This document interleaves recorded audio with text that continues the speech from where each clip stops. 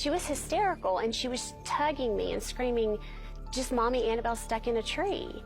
And I thought, you know, she's climbed too high. Okay, I'm coming. And she just kept saying, no, Mommy, you don't understand. Come now, come now. It wasn't until Christy Beam followed the eldest of her 3 daughters outside that she understood the panic in her voice.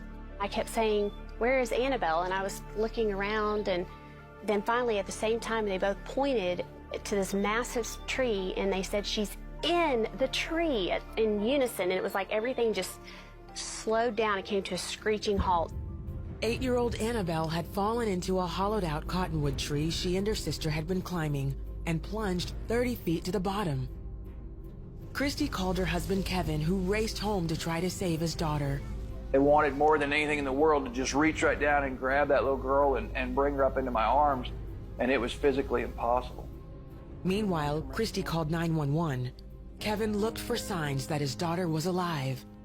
One of the most beautiful moments in my life was she just raised her little left arm and then put it back down, and I knew at that point that she was alive.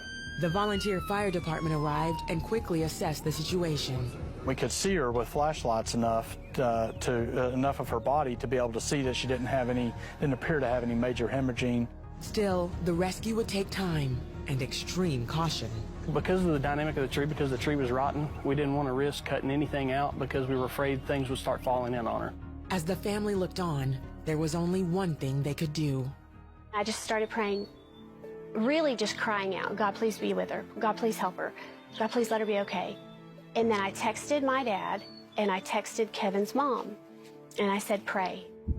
Inside the tree, Annabelle was in and out of consciousness as she attempted to climb out. I remember seeing this little thing that stuck out, like jutted out of the tree.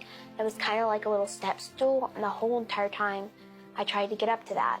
I was climbing up, and I didn't quite reach that thing because it was so muddy. I might got a butt that I would fall off, and then I would probably hit my head or something and then black out again. Firefighters were finally able to communicate with Annabelle. They created a makeshift harness and lowered it down to her. They set it up in like a pulley, but they made it into a seat that I had to sit inside, and then they would pull me up. I was relieved because I knew, oh, I'm finally gonna get out of here. After nearly 4 hours, rescue workers pulled her out of the tree. I was happy. I was grateful. They got her out. Thank you, God. Thank you, God. She looked perfect. We were all very, very excited and very ecstatic that she was not harmed any worse than she was. No broken bones, no paralysis, was nothing short of miraculous. Even the doctors who examined her at the hospital had no explanation why she wasn't severely injured. The doctor said, you know, Mom, Jesus must have been with that little girl in that tree, because we don't ever have anybody fall 30 feet and not suffer paralysis or broken bones. But they believed there was another miracle that day. Annabelle told her mom that at one point she met Jesus. Whenever I was in that tree, I went to heaven. And I remember it was really bright, and I saw my Mimi, who had died a couple of years back, and that's how I knew I was in heaven. And I sat on Jesus' lap, and he said, whenever the firefighters get you out, there will be nothing wrong with you. For several years, Annabelle had been suffering from severe intestinal disorders. She was constantly in pain and in and out of hospitals. Doctors said there was no cure. Her stomach physically could take food in, but it couldn't do anything with it after that. She had some days that she could go out and play and be like her sisters, and they always were encouraging her. They were probably some of her best medicine.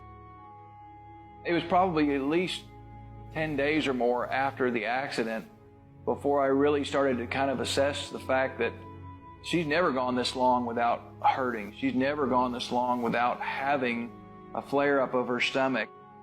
Doctors had no answer for why Annabelle showed no signs of her ailments. They started slowly taking her off medications. We dropped one medication after another away, and Annabelle ended up she's on 0 medications today. She doesn't go to a specialist anymore. She doesn't go to doctors for medication anymore. She's been released. Today, Annabelle is eating well and very active. It was just so much fun because I could make up for all the times that I was sick on the couch. The Beams have learned from their experience that God is always there. They tell the story of Annabelle's journey in the book, Miracles from Heaven. He's powerful and he's amazing and he's big, but he's also so tender and so intimate that he knew Annabelle so well, and he loved her so much, but he gave her back. I just hope that people who are going through what I did or any hard time of struggling keep faith in God and realize that he's not just forgetting about you, and he really does know about you, and he really does care, and he has a plan, and you have to keep faith in him.